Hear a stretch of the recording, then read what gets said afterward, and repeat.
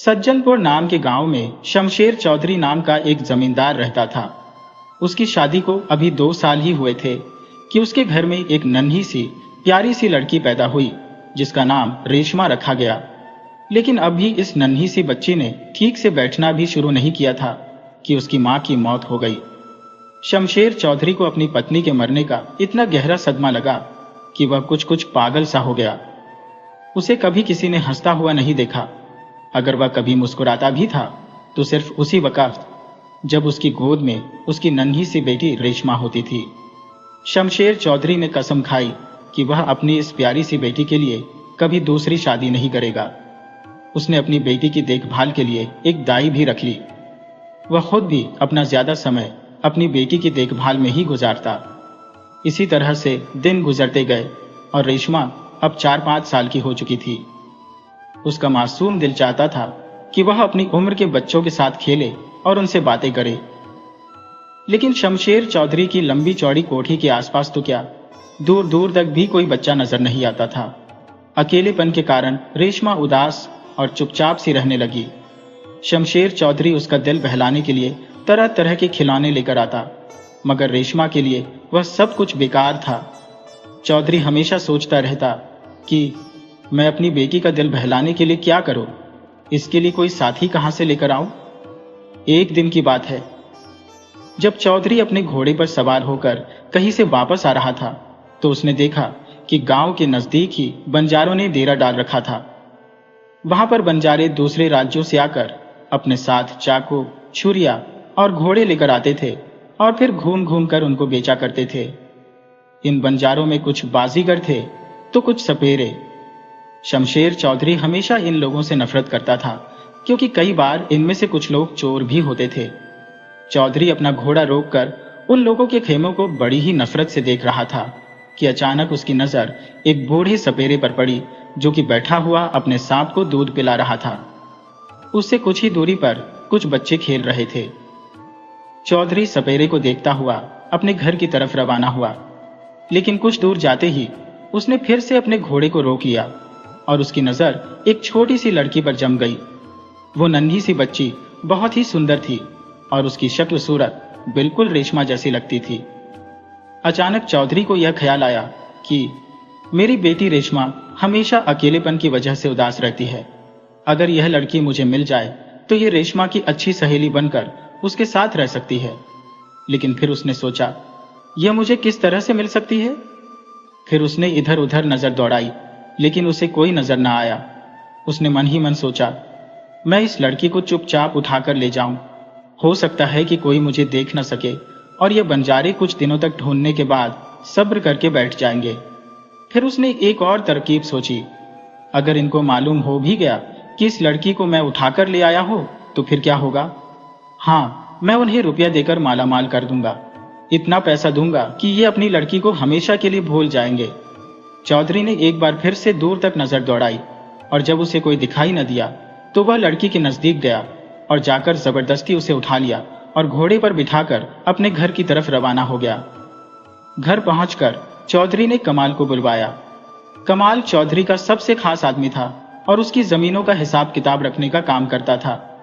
चौधरी को उस पर पूरा भरोसा था। उसने कमाल से कहा कि कोठी के तहखाने में इस लड़की के रहने का इंतजाम कर दो और इसे इस तरह से रखो कि किसी को पता न चले। कमाल उस लड़की को लेकर चला गया। अब चौधरी सोचने लगा कि 5-7 दिन में ही उन बंजारों का हाल मालूम पड़ जाएगा। अगर सब कुछ ठीक रहा तो मैं उस लड़की को तहखाने से निकालकर अपनी बेटी रेशमा से मिलवाऊंगा। वे दोनों बड़े मजे से रहेंगी, खेलेंगी, कूदेंगी और बहुत ही खुश रहेंगी। यह सोचते सोचते चौधरी की आंख लग गई। वह सो गया। उसे क्या मालूम था कि उधर बंजारों में क्या खलबली मची हुई थी। यह लड़की जिसका नाम चंदा था वह एक सपेरे की बेटी थी। उसी सपेरे की बेटी जिसका बूढ़ा बाप सांप को दूध पिला रहा था। बंजारों ने जब खेमों के नजदीक घोड़े के पैरों के निशान देखे तो समझ गए कि कोई घुड़सवार उनकी चंदा को उठाकर ले गया है और फिर वे सभी बंजारे टोली बनाकर उन पैरों के निशान के पीछे चलने लगे और चलते चलते शमशेर चौधरी की कोठी के फाटक तक जा पहुंचे। चौधरी के कानों में जब शोरगुल की आवाज पड़ी तो वह उठ बैठा और नौकर को बुलाकर पूछा, तो पता चला कि कोठी के फाटक पर बंजारों की भीड़ जमा है और वह अंदर आने के लिए शोर मचा रहे हैं। चौधरी पहले तो डर गया, लेकिन फौरन उसे यह ख्याल आया कि डरने से ये लोग और भी ज्यादा हावी हो जाएंगे। वो उठा और कोठी के बाहर पहुंचा तो बंजारे उसे देखकर चुप हो गए। चौधरी ने अपनी रोबदार आवाज में पूछा, तुम लोग यहाँ पर क्यों जमा हुए हो? तो बंजारों ने ललकारते हुए कहा, हमारी एक लड़की इसी कोठी में लाई गई है, हम सब उसी को लेने के लिए आए हैं। चौधरी बोला, यह सब झूठ है, यहाँ पर कोई लड़की नहीं लाई गई। बंजारे बोले, हम इस कोठी की दीवारों को गिरा देंगे और अपनी लड़की को लेकर जाएंगे, वरना ईमानदारी से हमारी लड़की हमारे हवाले कर दो। चौधरी बोला, अगर तुम्हें यकीन है कि तुम्हारी लड़की को इस कोठी में छुपाकर रखा गया है तो तुम लोग कोठी की तलाशी ले सकते हो। इसके बाद बंजारे कोठी में दाखिल हो गए और तलाशी लेने लगे। कमरे, अस्तबल, छत, रसोई घर, सभी जगह तलाशी ले ली गई, मगर कोई नतीजा न निकला। चौधरी ने जीत के अंदाज में कहा, देख लिया तुम लोगों ने, बस अब तुम लोग वापस चले जाओ।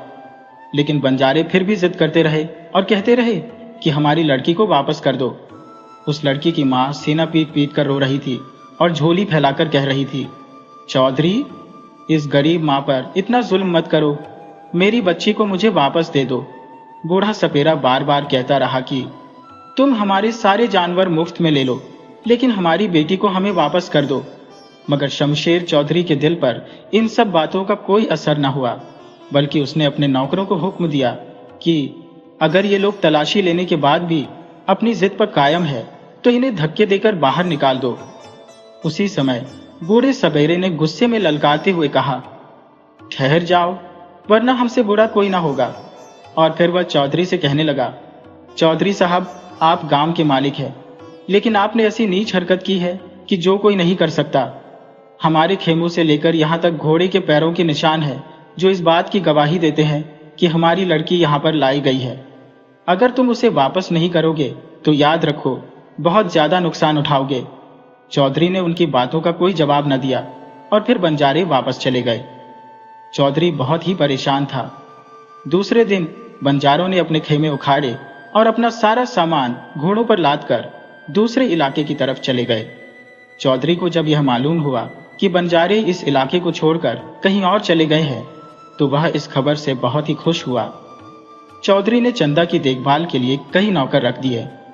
उसका पूरा ध्यान रखा कि उसे किसी तरह की कोई तकलीफ ना हो। 15 दिन बीत गए, लेकिन कोई खास बात ना हुई। सिर्फ यही सुनने में आया कि 3-4 बंजारन औरतें कोठी के आसपास घूमती हुई देखी गई है। चौधरी ने इस बात पर कोई ध्यान न दिया, क्योंकि उसे लगा कि ये बंजारन औरतें किसी और कबीले की होंगी और घर में चोरी करने के इरादे से घूम रही होंगी। एक दिन की बात है, जब चौधरी की बेटी रेशमा खाना खाने के बाद कुछ सुस्त सी पड़ गई और बिस्तर पर लेट गई। शमशेर चौधरी ने सोचा कि मौसम बदलने के कारण इसकी तबीयत खराब हो गई होगी, लेकिन अगली सुबह जब वह देर तक सोती रही तो दाई ने उसे उठाने की कोशिश की, लेकिन वो ना उठी, न हिली, न डोली। यह देखकर दाई घबरा गई और पागलों की तरह नौकरों से कहने लगी, जाओ जल्दी करो और चौधरी साहब से कहो कि अपने खानदानी हकीमों को लेकर जल्दी से यहाँ पर आ जाए। रेशमा की तबीयत अच्छी नहीं है। चौधरी हकीमों को लेकर दौड़ता हुआ अपनी बेटी के पास आया। हकीम ने रेशमा की नब्ज देखी और अपने थैले में से दवा निकालकर उसके मुंह में रखी और फिर उसके सिर पर एक दवा मली, लेकिन रेशमा ने आंख न खोली। दाई चौधरी से कहने लगी, मुझे तो लगता है कि मेरी बच्ची पर किसी ने काला जादू कर दिया है, इसीलिए आप ओझाओं और झाड़ फूंक करने वालों को बुलाइए।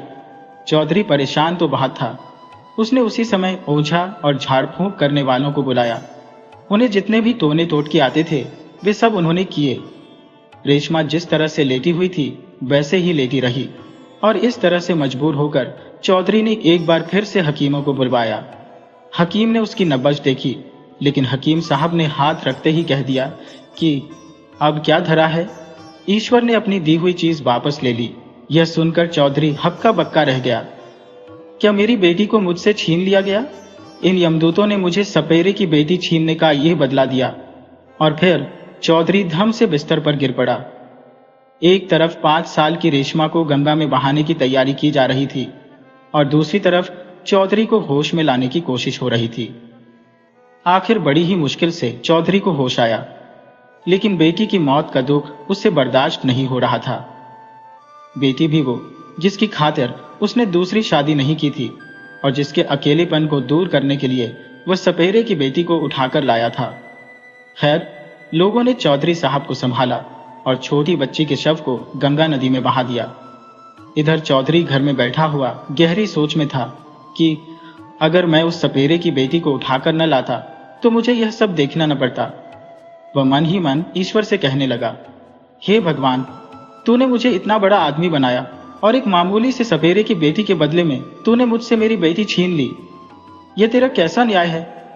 शमशेर चौधरी अब अक्सर उदास रहने लगा। उसमें पहले जैसा गुस्सा नहीं था और न ही उसमें घमंड था। जब वह घर से बाहर निकलता तो ऐसा मालूम पड़ता कि चौधरी अब बूढ़ा हो गया है। उसकी गर्दन, जो पहले घमंड से ऊपर उठी हुई रहती थी, अब झुकी झुकी सी रहने लगी। उसका सीना अब अंदर को धंस चुका था। अब तो वह कोई अत्याचार न करता, बल्कि गरीब और मजबूर लोगों से जमीनों के लगान भी वसूल नहीं करता था। उसने अपने नौकरों से कह रखा था कि हर एक से बड़ी ही नरमी से पेश आया करो। इस तरह से पत्थर का चौधरी अब मौन बन चुका था। चौधरी ने सपेरे की बेटी चंदा को अपनी बेटी की तरह पाला, उसकी आराम का पूरा ख्याल रखा। चंदा भी अब उसे अपना बाप समझने लगी थी, लेकिन इसके बावजूद भी चौधरी के दिल में अभी भी दर्द था। 12 बरस इसी तरह से बीत गए। चंदा अब जवान हो चुकी थी। चौधरी जब उसे देखता तो सोचता कि मेरी बेटी रेशमा अगर जिंदा होती तो वह भी आज जवान होती। दूसरी तरफ दाई, जो कि अब काफी बूढ़ी हो चुकी थी, वह चौधरी को समझाती और तसल्ली देती, लेकिन बेटी के जाने का दुख किसी तरह से भी कम नहीं होता था। एक दिन खबर मिली कि बंजारों का एक काफिला चौधरी के गांव से कुछ मील की दूरी पर आकर रुका है। ये कोई नई बात नहीं थी। साल भर में 2-4 बंजारों के काफिले वहां पर आते ही रहते थे, क्योंकि उस सड़क के दोनों तरफ चौधरी ने आम के पेड़ लगवा दिए थे और एक कुआं भी खुदवा दिया था, ताकि आने जाने वाले यात्री पेड़ों के नीचे आराम कर सके और कुएं का पानी पीकर अपनी प्यास बुझा सके। इसी सड़क से बूढ़ी दाई भी किसी दूसरे गांव से होकर बैलगाड़ी में वापस आ रही थी। आम के पेड़ देखकर उसने बैलगाड़ी वाले से कहा कि बैलगाड़ी थोड़ी देर के लिए रोक दो, मैं पेड़ों के नीचे आराम करूंगी। और फिर बूढ़ी दाई एक पेड़ के नीचे एक पत्थर पर बैठ गई। उसी समय 4 बंजारन औरतें मटके कमरों में दबाए हुए कुएं की तरफ आ रही थी। उन्हें देखकर बूढ़ी दाई को अचानक अपनी रेशमा याद आ गई कि ऐसे ही बंजारन औरतों के काला जादू करने से रेशमा मर गई थी। ये औरतें पानी लेकर चली गईं, तो कुछ और औरतें आ गईं, लेकिन अब की बार नौजवान लड़कियों की टोली थी। देखने में ये लड़कियां सभी साधारण सी थी, लेकिन उनमें से एक लड़की जो कि बहुत ही सुंदर थी और वह भी उन्हीं की भाषा बोल रही थी, लेकिन उसके नए नक्श यह कह रहे थे कि यह लड़की उन सभी से कुछ अलग है। उस लड़की को देखते ही बूढ़ी दाई को यूं लगा जैसे वह सच में रेशमा को देख रही हो। फिर उसे ख्याल आया कि रेशमा को तो मरे हुए 12-13 साल बीत चुके हैं, लेकिन फिर भी उसकी नजर बार बार उस लड़की पर टिक रही थी। लड़की भी बार बार बूढ़ी दाई को देख रही थी। एक एक करके बाकी सभी लड़कियां कुएं से पानी लेकर चली गईं, तो सबसे आखिर में उस लड़की ने कुएं से पानी भरा, तो बजाय अपनी सहेलियों के साथ वापस जाने के वो बूढ़ी दाई की तरफ बढ़ने लगी और उसके पास जाकर बोली, बड़ी अम्मा, तुम इतनी उदास क्यों हो और मुझे इतने गौर से क्यों देख रही हो? बूढ़ी दाई ने उसे बड़े प्यार से देखते हुए कहा, तुम्हें देखकर मुझे अपनी बेटी रेशमा की याद आ गई। वह भी तुम्हारे जितनी ही सुंदर थी। तुम्हारा चेहरा हूबहू उससे मिलता जुलता है, वैसे ही होंठ, वैसे ही गर्दन। अगर वह जिंदा होती तो आज बिल्कुल तुम्हारे बराबर होती। ये कहते कहते दाई की आंखों में आंसू बहने लगे और फिर उसने बंजारन लड़की को अपने सीने से लगा लिया। वो लड़की उसे तसल्ली देने के लिए इधर उधर की बातें करने लगी और बातों ही बातों में उसने यह कहा, बड़ी अम्मा, मुझे ऐसा याद पड़ता है कि मैं पहले इन बंजारों के साथ नहीं रहती थी, बल्कि किसी अच्छे मकान में आराम से रहा करती थी। मेरे घर में कई नौकर चाकर भी थे और अब तो मैं इन बंजारों के साथ रहने में घबराती हूँ। लड़की इससे पहले कुछ और कहती कि एक आवाज आई, चंदा, तू वहां पर क्या कर रही है? चल इधर आ।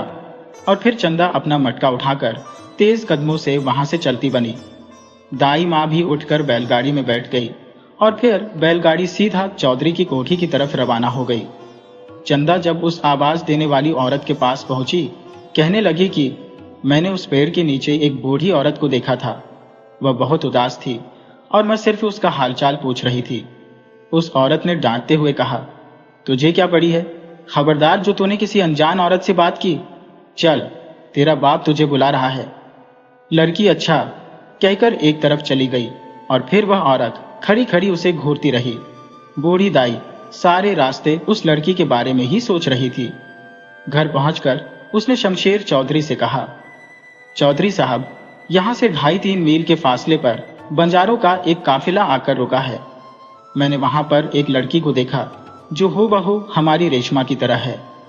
बात करने का अंदाज, शक्ल, सूरत सब कुछ रेशमा जैसा है। अगर रेशमा को मैंने अपनी आंखों के सामने गंगा में बहते हुए न देखा होता तो मैं यह कह सकती थी कि वह हमारी रेशमा है। लेकिन यह भी हो सकता है कि मेरी बूढ़ी आंखों ने कोई धोखा खाया हो। इसलिए चौधरी साहब आप जाइए और देखिए कि वह लड़की कौन है। चौधरी अब कमजोर हो गया था और हर वक्त खोया खोया सा रहता था। लेकिन बूढ़ी दाई के मुंह से ये बातें सुनकर वह ऐसे तड़प उठा जैसे उसके शरीर में बिजली की लहरें दौड़ गई हो। उसकी आंखों में चमक आ गई और वो बूढ़ी दाई का हाथ पकड़कर उठ खड़ा हुआ और बोला, चलो, मुझे इसी वक्त वहां पर ले चलो। मैं उन मक्कारों को देख लूंगा। दाई ने सोचा कि चौधरी साहब इस समय अपने होश में नहीं है और कहीं ऐसा ना हो कि वह बंजारे इनके साथ कोई ऐसी वैसी हरकत कर दे। दाई ने कहा, इस समय वहां पर जाना ठीक नहीं होगा। मेरा ख्याल है हमें सुबह सवेरे वहां पर जाना चाहिए। और फिर उसने समझा बुझाकर चौधरी साहब को सुबह तक के लिए रोक लिया। चौधरी रात भर बिस्तर पर करवटें बदलता रहा। एक पल के लिए भी उसने आंख नहीं झपकी।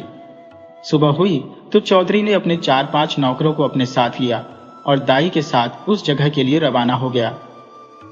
जब वे लोग बंजारों के खेमों में पहुंचे तो कुएं के पास पानी भरती हुई औरतों में से इस बार चौधरी ने खुद ही रेशमा को पहचान लिया और दाई से कहने लगा, यही है मेरी रेशमा।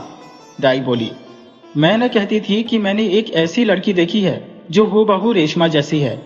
चौधरी ने उसकी बात का कोई जवाब नहीं दिया, बल्कि आगे बढ़कर गौर से उस लड़की को देखने लगा और फिर देखते देखते चिल्लाया, चोट का निशान।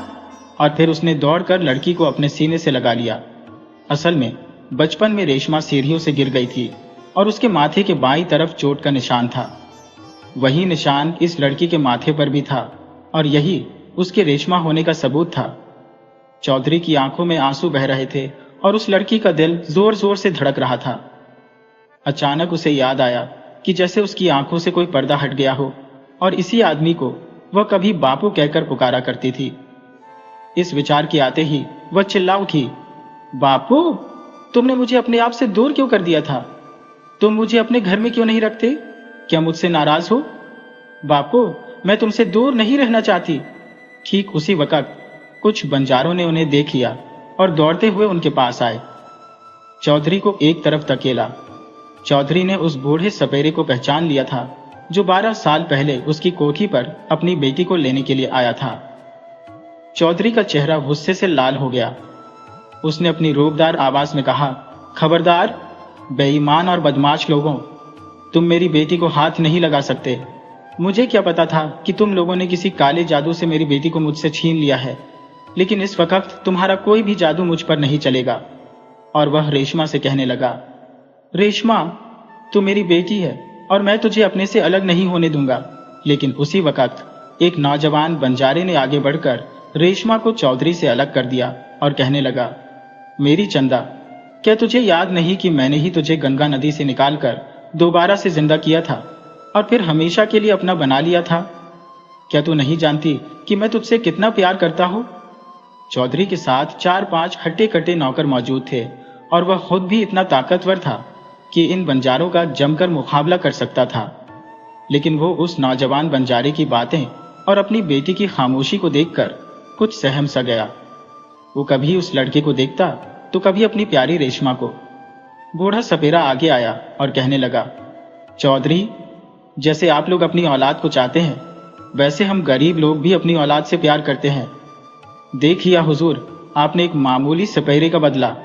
चौधरी यह सुनकर शर्म से पानी पानी हो गया और कहने लगा, बेशक मैंने तुम्हें धोखा दिया, तुमसे झूठ बोला, लेकिन मैंने तुम्हारी बेटी चंदा को अपनी बेटी रेशमा की तरह बड़े ही लाड़ प्यार से पाला है। जब वह मेरे पास आई थी तो एक जंगली बिल्ली की तरह खोखर थी और हम लोगों से नफरत करती थी, लेकिन बाद में वह हमसे प्यार करने लगी। तुम अब जाकर देखो, वह पढ़ लिख कर कितनी काबिल और होशियार बन गई है। अगर तुम चाहते हो तो जाकर अपनी चंदा को वापस ले लो और मेरी रेशमा को मुझे लौटा दो। बूढ़ा सपेरा आंखें निकालता हुआ बोला, मुझे वह चंदा नहीं चाहिए, वह मेरे लिए बिल्कुल बेकार है। मेरी चंदा तो उसी रोज मेरे लिए मर गई थी जब वह हम गरीबों की दुनिया छोड़कर तुम्हारी कोठी की रंगीन दीवारों में कायद हो गई थी। हम लोग तो खुली हवा में पलकर जवान होते हैं और चार दीवारी तो हमारे लिए कायद है। अब आपकी बेटी मेरी बेटी बन चुकी है। इसे गंगा नदी से निकालकर मैंने जिंदा किया था। चौधरी ने दबी जबान में कहा, गंगा नदी से निकालकर जिंदा किया था? वो कैसे? सपेरा बोला, आप नहीं जानते। हम लोगों के पास अजीबोगरीब जड़ी बूटियां हर वक्त मौजूद रहती है। जंगलों और पहाड़ों में रहने की वजह से हमें ऐसी ऐसी जड़ी बूटियां मिल जाती है कि हम मुर्दे को जिंदा और जिंदा को मुर्दा बना देते हैं। एक ऐसी ही दवा हमने तुम्हारी बेटी के खाने में मिला दी थी। वह चार औरतें जो तुम्हारी कोठी के आसपास घूमती हुई दिखाई दी थी, वह मेरी ही भेजी हुई थी, और तुम जैसे अमीर लोगों के घर में भेष बदलकर घुसना हमारे लिए बाएं हाथ का काम है। और उन्हीं औरतों ने एक ऐसी जड़ी बूटी तुम्हारी बेटी के खाने में मिला दी थी और उन्होंने ही सारा काम किया, और तुमने रेशमा को मुर्दा समझकर गंगा नदी में बहा दिया और मैं उसे निकाल कर ले आया और दूसरी जड़ी बूटियों से उसे फिर से जिंदा कर लिया और समझ लिया कि मेरी बेटी दोबारा पैदा हुई है। वह आगे बोला, ये कोठी में पली बढ़ी लड़की हमारे साथ रहने को बिल्कुल भी तैयार नहीं थी, लेकिन मैंने उस पर कोई सख्ती नहीं की, बल्कि इस लड़के ने अपनी प्यार भरी बातों से इसका मन मोह लिया और यह खुशी खुशी हमारे साथ रहने लगी। चौधरी ने अभी तक कोई जवाब नहीं दिया था और फिर वो नौजवान बंजारा बोला, चौधरी साहब, ये आपकी बेटी है, ये बात सही है, लेकिन थोड़े दिनों के बाद ये मेरी पत्नी बनने वाली है, इसलिए मैं इसे बिल्कुल नहीं छोड़ सकता। रेशमा प्यार भरी नजरों से उस नौजवान को देखने लगी, लेकिन उसके मुंह से एक शब्द भी नहीं निकला। चौधरी दोनों की नजरों को देखकर समझ गया कि रेशमा भी इस नौजवान से प्यार करती है। हालांकि यह पुरानी बातों को याद करके मेरे साथ चलने को तैयार हुई थी, लेकिन शायद यह इस नौजवान को भूल नहीं पाएगी। चौधरी ने मन ही मन सोचा, हे ईश्वर, यह कैसा न्याय है? एक चौधरी की बेटी एक बंजारे की पत्नी बनेगी। और फिर उसे यह महसूस हुआ जैसे उसका सिर चकरा गया हो। चौधरी ने अपने आप को संभालते हुए सपेरे से कहा, मेरी सारी जमीन, सारे जानवर इस नौजवान के हो जाएंगे। मेरे मरने के बाद मेरे कारोबार का मालिक भी यही बनेगा और तुम्हारे सारे साथी मेरे रिश्तेदार होंगे। चलो मेरे घर, मेरे साथ चलो।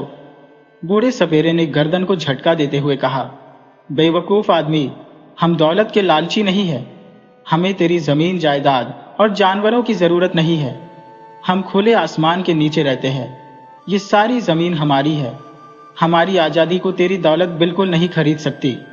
तू जा यहां से, अपना काम कर। ये सुनकर चौधरी के जिस्म में जैसे आग सी लग गई। उसने सोचा कि यह बूढ़ा सपेरा बातों से काबू में नहीं आएगा। मौत इसके सिर पर खेल रही है। मैं इसी समय अपनी पिस्तौल का निशाना बनाकर इसे हमेशा के लिए ठंडा क्यों न कर दूं? और फिर चौधरी ने अपने कुर्ते की जेब में से पिस्तौल निकाली, लेकिन नौजवान बंजारे ने उसे देख लिया और झपट कर फुर्ती से चौधरी के हाथ से वह पिस्तौल छीन ली और बोला, चौधरी साहब, बेशक आप धोखे से हमें मार सकते हैं, लेकिन यह याद रखिए कि आपका पूरा गांव भी आ जाए तो इस लड़की को यहां से नहीं ले जा सकता, क्योंकि अब यह इस कबीले की इज्जत है और इज्जत की खातिर हम गरीब लोग अपनी जान पर खेल जाते हैं। चौधरी फिर से अकड़ कर खड़ा हो गया और बोला, अगर तुम्हारी यही मंशा है तो यही सही। मैं अभी तुम लोगों का बंदोबस्त किए देता हूं। तुम सबको मैं मौत के मुंह में धकेल दूंगा। ये सुनकर नौजवान बंजारे ने कहा, चौधरी साहब, जाने से पहले एक आजमाइश और कर लीजिए। यह आपकी बेटी है, इसके शरीर में आपका खून है, इस हिसाब से इसे आपका साथ देना चाहिए। देखिए, मैं तो जा रहा हूं और आपकी बेटी की मर्जी पर इस बात को छोड़ रहा हूं कि अगर वह आपके साथ जाना चाहती है तो शौक से चली जाए और फिर दोबारा मुझे कभी याद न करे, लेकिन अगर इसे मुझसे प्यार है तो फिर मेरे पीछे पीछे चली आए। इतना कहकर वह नौजवान अपने खेमों की तरफ चल दिया और फिर कुछ दूर जाकर वह अपनी भाषा में एक बहुत ही सुरीला गीत गाने लगा। जब वह अपने खेमे के पास पहुंचा तो रेशमा भी आहिस्ता आहिस्ता उसकी तरफ चल पड़ी। कुछ कदम चलने के बाद वह रुकी और रुककर वह मोड़ी। मुड़कर उसने एक नजर अपने बाप को देखा और फिर दोनों हाथों से अपने चेहरे को ढांककर दौड़ती हुई अपने खेमे में चली गई। चौधरी, जो कि आंखें जमाए हुए रेशमा को देख रहा था, उसकी गर्दन अब झुक चुकी थी। इससे पहले कि वह गश खाकर जमीन पर गिर जाता, उसके साथियों ने उसे लपक कर संभाल लिया और आंसू बहाते हुए वे सभी वापस चले गए। कोठी पहुंचकर बूढ़ी दाई और चौधरी दोनों का बुरा हाल था। वे रोना चाहते थे लेकिन आंखों से आंसू नहीं निकल रहे थे। शाम से सुबह हुई और दिन गुजर गया, लेकिन दोनों में से किसी एक ने भी न कुछ खाया और न ही कुछ पिया। हर एक नौकर बस यही समझ रहा था कि ये दोनों मर जाएंगे या फिर पागल हो जाएंगे कि तभी किसी ने दरवाजे पर दस्तक दी। नौकर दौड़ते हुए दरवाजे पर गए। दरवाजा खोला तो एक बहुत ही सुंदर और जवान लड़की मुस्कुराते हुए एक घर में दाखिल हुई। नौकर एक तरफ हट गए। वह कहने लगी, चौधरी साहब कहाँ हैं? मुझे उनसे मिलना है। नौकरों ने चौधरी के कमरे की तरफ इशारा किया। लड़की इछलाती हुई चौधरी के कमरे में गई और फिर दौड़कर चौधरी के पास गई।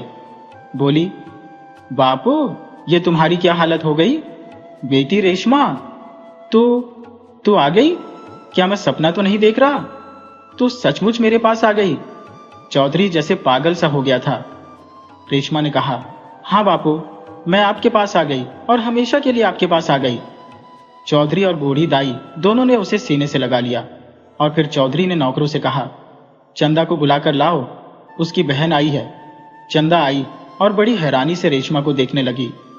चौधरी ने कहा, बेटी चंदा, ये तुम्हारी बहन रेशमा है, इसी के लिए मैं तुमको उठाकर लाया था। अब तुम दोनों हंसी खुशी रहा करना। इसी वक्त नौकरों ने आकर खबर दी कि कुछ बंजारे दरवाजे पर आए हैं और अंदर आना चाहते हैं। चौधरी एक बार फिर से सहम गया। वह समझा कि शायद ये लोग रेशमा को वापस लेने के लिए आए हैं, लेकिन फिर भी उसने कहा कि अंदर आने दो। बूढ़ा सपेरा, जो कि कबीले का सरदार भी था, आगे आया और बाकी लोग पीछे ही खड़े रहे। सपेरा बोला, चौधरी साहब, ये तो आपने देख लिया कि हमें आपकी दौलत का लालच नहीं है और न ही हम आपसे डरते हैं, लेकिन फिर भी हमने आपकी बेटी आपको सौंप दी। वह गहराई से कहने लगा, आपने हमारी बेटी को इसलिए उठाया था कि आपकी बेटी अकेलापन महसूस न करे, लेकिन मुझे इस बात का अंदेशा था कि आगे चलकर आप मेरी बेटी को नौकरानी की तरह रखेंगे और उस पर जुल्म करेंगे और एक मामूली सपेरे की बेटी कहकर उसकी जिंदगी खराब कर देंगे। इसलिए मैं आपकी बेटी को उठाकर ले गया था, लेकिन जब मैंने देखा कि आपने मेरी बेटी को अपनी बेटी की तरह पाला, उसे किसी चीज की कोई कमी नहीं होने दी, तो मेरा मन बदल गया। अब आपकी एक नहीं बल्कि दो बेटियां हैं और दोनों में से हर एक सपेरे की बेटी है। अब आप इन दोनों को एक नजर से देखिएगा। हम बंजारे गरीब जरूर है, लेकिन अपनी इज्जत की खातिर सब कुछ कर गुजरते हैं। यह कहते हुए बूढ़ा सपेरा अपने साथियों को लेकर तेजी से बाहर निकल गया और फिर चौधरी के पास उसकी दोनों बेटियां आ चुकी थी। कुछ दिनों के बाद रेशमा की शादी उसी नौजवान से कर दी गई जिससे वह प्रेम करती थी और फिर वे सभी एक खुशनुमा परिवार की तरह रहने लगे। दोस्तों, देखा आपने, यह कहानी हमें सिखाती है कि दौलत और दिखावे का घमंड एक पल में टूट सकता है और लालच हमेशा हमें गलत रास्ते पर ले जाता है। शमशेर चौधरी ने भले ही गलती की, लेकिन सपेरे ने उसे ईंट का जवाब पत्थर से नहीं बल्कि इंसानियत से दिया। तेज नजर और समझदारी हमें हर मुसीबत से निकाल सकती है, लेकिन दिल की अच्छाई ही हमें सच्ची खुशी देती है। तो दोस्तों, मुझे पूरी उम्मीद है कि आपको यह सच्ची और भावनात्मक कहानी बहुत ही पसंद आई होगी।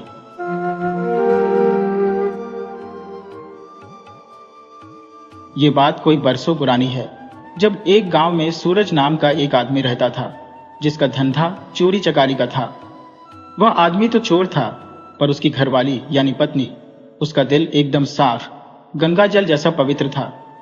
वह बेचारी अक्सर अपने पति के सामने हाथ जोड़कर खड़ी हो जाती और कहती, जी आप यह चोरी का पाप वाला काम छोड़ क्यों नहीं देते? पर वह चोर अपनी बात पर अड़ा रहता। वह कहता था, देख भाग्यवान, जब तक मुझे कोई पेट भरने वाला सही काम नहीं मिलेगा, मैं चोरी करना नहीं छोड़ सकता।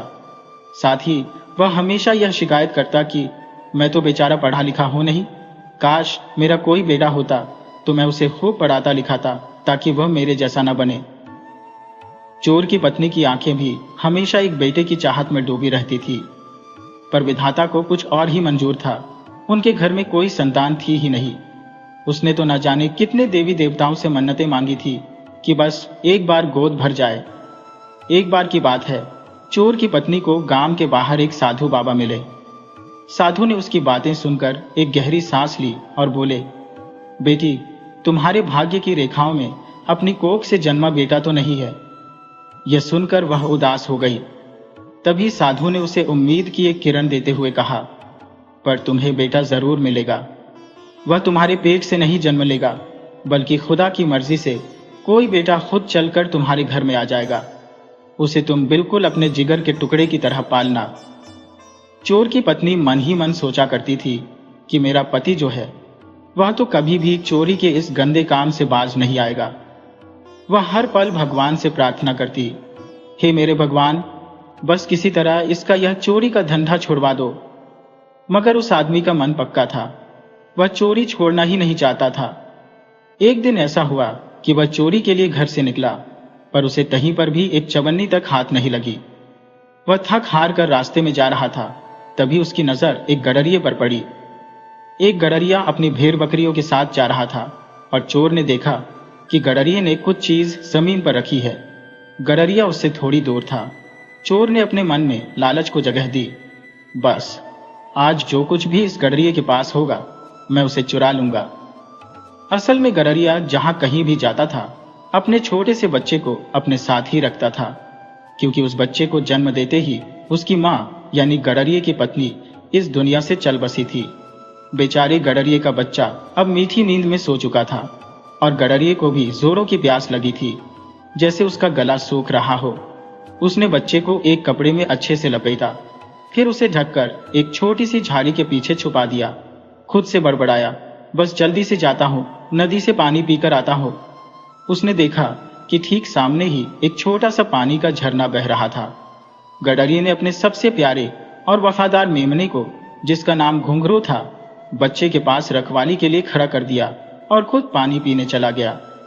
घुंघरू मेमना बहुत ही छोटा सा था। वह बच्चा और घुंघरू दोनों एक साथ ही बड़े हो रहे थे। दोनों की दोस्ती बचपन से थी। घुंघरू उस बच्चे को टकटकी लगाई देखता रहा और उसके आसपास की घास चुपचाप चरने लगा। वह घास चरते चरते बच्चे की पूरी निगरानी भी कर रहा था। गडरिया बेचारा दौड़ता हुआ पानी के झरने तक पहुंच गया। जब चोर ने देखा कि गडरिया अब बहुत दूर निकल गया है, तो वह तेजी से उस जगह पर पहुंचा जहां गडरिये ने गठरी रखी थी। चोर के मन में यह पक्का ख्याल था कि इस कपड़े के अंदर बहुत सारे रुपये ही होंगे। उसने दबे पांव चुपचाप उस कपड़े में लिपटे हुए बच्चे को उठाया और अपनी टोकरी में डाल लिया। फिर वहां से रफू चक्कर हो गया। यह देखते ही मेमने घुंघरू ने जोर जोर से मेमियाना शुरू कर दिया। उसकी वह तेज आवाज सुनकर चोर एकदम से चौकन्ना हो गया। उसे लगा कि कहीं पकड़ा न जाऊं, इसलिए वह आंधी तूफान की तरह भागता हुआ वहां से फरार हो गया। मेमने की आवाज सुनकर जब गडरिया पलटा और दौड़कर उस जगह पर पहुंचा, तब तक चोर वहां से जा चुका था। चोर पास वाली सड़क तक पहुंच चुका था और उसने एक बैलगाड़ी पकड़ ली। उसने गाड़ी वाले से पूछा, भाई, मुझे दूसरे गांव जाना है, क्या तुम चलोगे? बैलगाड़ी वाला खुशी से बोला, हाँ हाँ भाई, क्यों नहीं, आप आराम से बैलगाड़ी में बैठ जाओ। चोर ने अपनी टोकरी चुपचाप बैलगाड़ी में रखी और गाड़ी वाले से फुसफुसाते हुए कहा कि तुम मुझे थोड़े घुमावदार दूसरे रास्ते से ले चलो। दूसरी तरफ जब गडरिया उस जगह पर पहुंचा जहां उसने अपने बच्चे को रखा था, तो वह हैरान रह गया। जैसे ही उसने अपने बच्चे को वहां नहीं पाया, वह फूट फूट कर रोने लगा। उसने चारों तरफ अपनी नजर दौड़ाई, लेकिन उसके बच्चे का कोई अता पता नहीं था। रोते तड़पते गडरिया पैदल ही सड़क वाले रास्ते की तरफ चल दिया, परंतु तब तक बैलगाड़ी सड़क से बहुत दूर निकल चुकी थी। इधर वह चोर जब अपने गांव पहुंचा और वह बैलगाड़ी से उतरा तो उसने टोकरी को उठाया। तभी उसे किसी बच्चे के रोने की आवाज आई। चोर ने बैलगाड़ी वाले को उसके पैसे दिए और उस बच्चे को लेकर अपने घर आ गया। उसने वह बच्चा अपनी पत्नी को देते हुए कहा, भाग्यवान, आज भगवान ने तुम्हारी सुन ली है, तुम्हारा इंतजार पूरा हुआ। चोर की पत्नी बच्चे को पाकर बहुत ही खुश हुई, उसकी आंखें भर आई। उसने पूछा, अरे तुम्हें यह सोने जैसा बच्चा कहां से मिला? चोर ने सिर झुकाकर कहा, भाग्यवान, मैं तो चोरी करने के लिए गया था। मैंने इस गठरी को यह समझकर चुरा लिया कि इसमें ढेर सारा धन मिलेगा, लेकिन इसमें तो यह नन्हा सा बच्चा था। मैं इसे लेकर बैलगाड़ी में बैठ गया और जब बैलगाड़ी से उतरने लगा तब यह बच्चा जोर जोर से रोने लगा। चोर ने आगे कहा, तभी मुझे जाकर पता चला कि मैं रुपये नहीं बल्कि एक छोटा सा बच्चा चुरा कर ले आया हूं। मेरा मन किया कि मैं इसे वहीं पर छोड़कर आऊं, पर तभी मुझे ध्यान आया कि तुम तो बच्चे के बिना हमेशा अपने आप को कोसती रहती हो। बस आज से यह बच्चा तुम्हारा बेटा है। हम इसका नाम जनार्दन रखेंगे। हो सकता है कि जब यह बड़ा हो जाए और कुछ कमाने लगे तो शायद मैं भी चोरी करना छोड़ दूं। चोर और उसकी पत्नी ने बच्चे को पालने में रख दिया। चोर की पत्नी ने पहले से ही एक पालना अपने घर में सजाकर रखा हुआ था। वह हमेशा यह सोचती थी कि शायद किसी न किसी दिन उसके यहाँ पर बेटा या बेटी जरूर होगी और तब वह उसे इस पालने में रखेगी, परंतु आज तक उसकी यह इच्छा अधूरी थी। आज एक छोटे से बच्चे के रोने की आवाज सुनकर उसकी आंखों में खुशी के आंसू आ गए। उसने उस बच्चे को पालने में रखा और फिर रसोई घर से उसके लिए दूध लेकर आई। अब चोर और उसकी पत्नी दोनों मिलकर बच्चे का जी जान से पालन पोषण करने लगे। धीरे धीरे वह बच्चा बड़ा हुआ और जब वह बच्चा, जिसका नाम उन दोनों ने जनार्दन रखा था, जब वह 17 साल का जवान हुआ तो एक दिन अचानक चोर की पत्नी की मृत्यु हो गई। इस दौरान चोर ने अपना चोरी का काम एक पल के लिए भी नहीं छोड़ा था। पत्नी के चले जाने के बाद उसने अपने बेटे को भी जबरदस्ती चोरी के काम में लगा दिया और उसे एक माहिर चोर बना दिया। दोनों बाप बेटा दूर दराज के गांवों में जाकर चोरी करते ताकि उनके बारे में उनके गांव वालों को कुछ पता न चले। कुछ समय और बीता। अब धीरे धीरे वह चोर बूढ़ा होता जा रहा था और उसका बेटा जनार्दन पूरा जवान हो चुका था। एक दिन उसने अपने बेटे को प्यार से अपने पास बुलाया और कहा, बेटा जनार्दन, मैं अब बहुत बूढ़ा हो चुका हूँ। अब चोरी करना मेरे बस की बात नहीं है। न जाने कब मौत का बुलावा आ जाए। उसकी आवाज कांप रही थी। उसने अपनी अंतिम इच्छा बताते हुए कहा, इसलिए मैं चाहता हूं कि तुम चोरी का कोई ऐसा बड़ा कारनामा करो जिससे कि चोरों के इतिहास में तुम्हारा नाम सुनहरे अक्षरों में लिखा जाए। जनार्दन ने साहस से कहा, पिताजी, अगर आप चाहें तो मेरा इम्तिहान ले सकते हैं। बूढ़ा चोर मुस्कुराया और बोला, ठीक है, तो सुनो, तुम्हें इंद्रपुरी जाकर वहां के राजा का घोड़ा चुराना होगा। पिछले दिनों ही काबुल से एक खास घोड़ा मंगवाया गया है। अगर 10 दिन के अंदर अंदर तुम वह घोड़ा लेकर आ गए तो मुझे विश्वास हो जाएगा कि इस दुनिया में चोरी की कला में तुमसे बड़ा कोई हो ही नहीं सकता। और फिर जनार्दन अपने पिता के आशीर्वाद लेकर उसी समय इंद्रपुरी नगर की ओर चल दिया। इंद्रपुरी नगर के मुख्य द्वार पर पहुंचकर उसने देखा कि नगर के चारों तरफ सिपाहियों का कड़ा पहरा था। वह सड़क के बाहर ही चुपचाप रुक गया और सोचने लगा कि अंदर कैसे जाया जाए। कुछ देर के बाद उसने एक नाई को वहां पर आते देखा। जनार्दन ने उससे पूछा, भाई, तुम कहां जा रहे हो? नाई ने बताया कि वह रोज हजामत करने के लिए नगर के अंदर जाता है। यही उसका रोजी रोटी का धंधा है। नाई ने उससे पूछा, तुम कौन हो? जनार्दन ने जानबूझकर अपना नाम बदलकर बताया, मेरा नाम जानी राम है। उसने ऐसा इसलिए किया ताकि उस नगर में कोई उसे पहचान न सके। उसने आगे बताया, मैं भी इसी नगर में जाना चाहता हूं। नाई ने सख्त लहजे में कहा कि नगर के अंदर वही आदमी जा सकता है जो कोई काम धंधा करता हो। फालतू आदमी को नगर के अंदर घुसने नहीं दिया जाता। ये सुनकर जानी राम सोचने लगा कि कैसे शहर में घुसा जाए। वह नाई से बोला, अच्छा भाई, मैं वापस लौट जाऊंगा, लेकिन मेरी हजामत तो बना दो। नाई ने उसकी बात मान ली और बोला, ठीक है, बैठ जाओ। जानी राम बैठ गया, परंतु पानी न होने के कारण हजामत कैसे बनती। तभी जानी राम ने दूर एक तालाब की तरफ इशारा किया और बोला, हाँ भाई, वहां से कटोरी में पानी भरकर ले आओ, तभी तो हजामत बनेगी।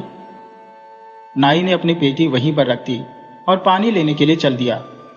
बस फिर क्या था, जानी राम ने पलक झपकते ही नाई की पेटी को अपने कंधे पर लटकाया और खुद को नाई बताकर तेजी से शहर के अंदर घुस गया।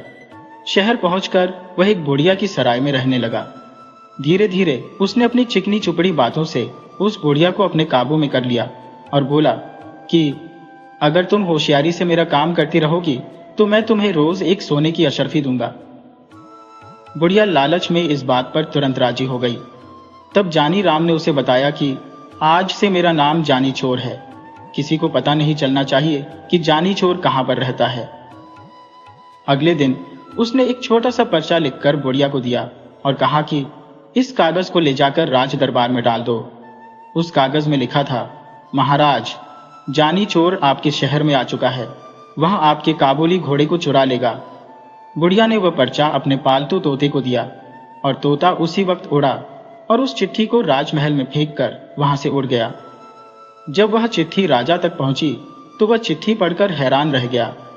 राजा अपने आप से सोचने लगा, जानी चोर की इतनी हिम्मत, अगर उसे घोड़े की पूंछ से न बनवा दिया तो मेरा नाम भी राजा सुल्तान सिंह नहीं।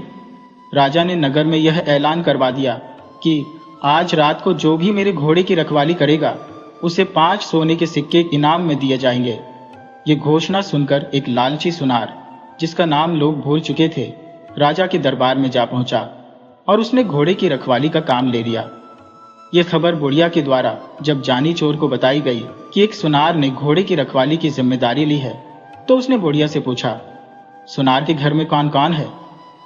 बुढ़िया ने बताया कि उसके माता पिता, भाई बहन सभी है। उसका एक जवान लड़का भी है जो कि नौकरी करने के लिए परदेश गया हुआ है और कई वर्षों से वह घर वापस नहीं लौटा। जानी चोर खुश होकर बुढ़िया से बोला कि बस अब तो काम बन जाएगा। उसने कहा, तुम ऐसा करो कि लोहा, पीतल और गिलट, नकली सोने के कुछ टुकड़े जमा करो और उसकी एक पोटली बना लो। उसमें बाहर से सुंदर रेशमी कपड़ा लपेट देना। बुढ़िया ने चुपचाप वैसा ही किया। शाम के समय जानी चोर ने वह पोटली बगल में रखी और सुनार के घर जा पहुंचा। उस रात को सुनार के घर पर सुनार की घरवाली और उसके लड़के की बहू थी, यानी घर में सिर्फ 2 औरतें ही थी। जानी चोर ने दरवाजा खटखटाया और मां को आवाज दी।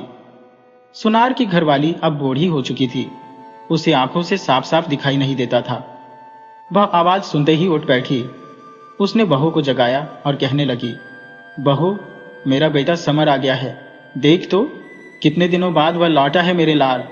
मां ने बेटे को गले से लगाया। उसकी आंखें डबडबा गईं। बोली, अब तो तेरी आवाज, रंग, रूप सब कुछ बदल गया है मेरे लाल। जानी चोर ने झट से कहा, हाँ मां, 12 वर्षों में तो तुम भी काफी बदल गई हो। पास में ही घूंघट ओढ़े हुए बहू खड़ी थी। जानी चोर ने पिता के बारे में पूछा तो मालूम हुआ कि आज वह पहरे पर गए हैं। शहर में जानी चोर आया है और वह राजा के घोड़े को चुराना चाहता है, इसलिए रात को बहू ने जानी चोर को मनपसंद बढ़िया खाना खिलाया और फिर मां अपने कमरे में जाकर सो गई। जानी चोर भी बहू के साथ कमरे में जा पहुंचा। काफी देर तक उन दोनों में बातचीत होती रही। आखिर में बहू ने थोड़ा शर्माकर पूछा, अपने माता पिता के लिए तुम बहुत सारा धन कमाकर लाए हो, परंतु मेरे लिए भी कुछ खास लेकर आए हो या नहीं? जानी चोर मुस्कुराया और पोटली को खनखनाते हुए बोला, ये देखो, इस बार मैं तुम्हारे लिए बहुत कुछ लेकर आया हूं। यह तोहफा उन सभी चीजों से बढ़कर है जो तुम अपने मायके से लेकर आई हो। जरा लेकर आना तो उन चीजों को कि उनके मुकाबले की यह है भी या नहीं। बहू बहुत ही प्रसन्न हुई। उसे लगा कि सचमुच उसका पति आया है। वह अपने सारे जेवर लाकर वहां पर रख दिए। तभी उसे कुछ याद आया। बोली, अरे, अपना 9 लखा हार तो मैं लाई ही नहीं, वह तो दूसरे कमरे में रखा है। ठहरो, मैं उसे लेकर आती हूँ। वह दूसरे कमरे में चली गई। जानी चोर ने सोचा कि भगवान ने मुझे अच्छा मौका दिया है, इसे खोना नहीं चाहिए। उसने गहनों की पोटली उठाई और 4 दीवारी कूदकर रात के अंधेरे में गायब हो गया। सारे जेवर ले जाकर उसने अगली सुबह बुढ़िया को सौंप दिए। अगले दिन जब सुनार अपने घर लौटा तो उसे इस बात का पता चला कि जानी चोर उसके घर पर ही हाथ साफ कर गया है, तो उसकी बोलती बंद हो गई। कहाँ तो उसे 5 सोने की अशरफियां मिलनी थी और कहाँ पर उसे लाखों का नुकसान हो गया। उसे तुरंत समझ में आ गया कि ये जानी चोर का ही काम है। वह रोता तड़पता हुआ राजा के दरबार में जा पहुंचा और उसे अपनी सारी कहानी सुना दी। उसकी बात सुनकर राजा को बहुत ही आश्चर्य हुआ।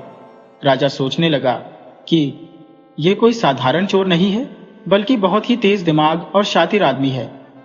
अब वह चिंता करने लगा कि किस तरह से अपने घोड़े की रक्षा की जाए। दूसरे दिन राजमहल में एक चिट्ठी फिर से आ गिरी। इसमें भी घोड़े को चुराने की बात लिखी थी। चिट्ठी पढ़ने के बाद राजा ने घोड़े पर कड़ी निगरानी रखने का आदेश दे दिया। इनाम की राशि 5 स्वर्ण मुद्राओं से बढ़ाकर 50 स्वर्ण मुद्राएं कर दी गई।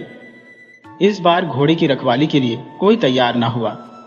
लोग सोचने लगे कि कहीं इनाम के चक्कर में घर का माल ही न चला जाए। परंतु शहर के कोतवाल से रहा न गया। वह अपनी मूंछों पर ताप देता हुआ बोला, अब उस बदमाश को मैं देखूंगा। रस्सी से बांध कर न रख दिया तो कहना। जानी चोर को एक बार फिर से बुढ़िया से यह पता चला कि इस बार पहरे पर कोतवाल साहब आए हैं। अब जानी चोर ने एक औरत के कपड़े पहने और हाथों में पूजा की थाली लेकर मंदिर की तरफ चुपचाप चल दिया। रास्ते में ही कुछ दूरी पर घुड़साल पड़ती थी, जहां पर घोड़े पर सवार होकर कोतवाल साहब पहरा दे रहे थे।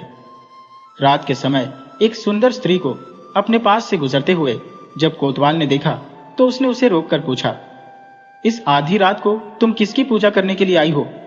औरत ने धीमी आवाज में कहा, ठाकुर जी की पूजा करने आई हो। कोतवाल मुस्कुराया और बोला, अरे मैं भी तो ठाकुर हूं। औरत हंसी के स्वर में बोली, क्यों मजाक करते हो जी? कोतवाल बोला, मजाक नहीं, सच कहता हूं। तुम ठाकुर की पूजा करने चली हो, जबकि ठाकुर स्वयं तुम्हारी पूजा करना चाहते हैं। औरत बोली, अच्छा तो चलो मंदिर में चलकर पूजा करते हैं। यह सुनकर कोतवाल खुशी से उछल पड़ा। वह अपने घोड़े को साथ लेकर मंदिर में चला आया। उसने अपने घोड़े को बाहर बांध दिया और हथकड़ी, बेड़िया और तलवार लेकर औरत के साथ मंदिर के प्रांगण में चला गया। जब औरत ने कोतवाल के हाथ में हथकड़ी और बेड़ियों को देखा तो पूछा, ठाकुर जी ये सब क्या है? कोतवाल ने बड़े प्रेम से उसे समझाया कि यह तो चोर डाकुओं के गहने हैं।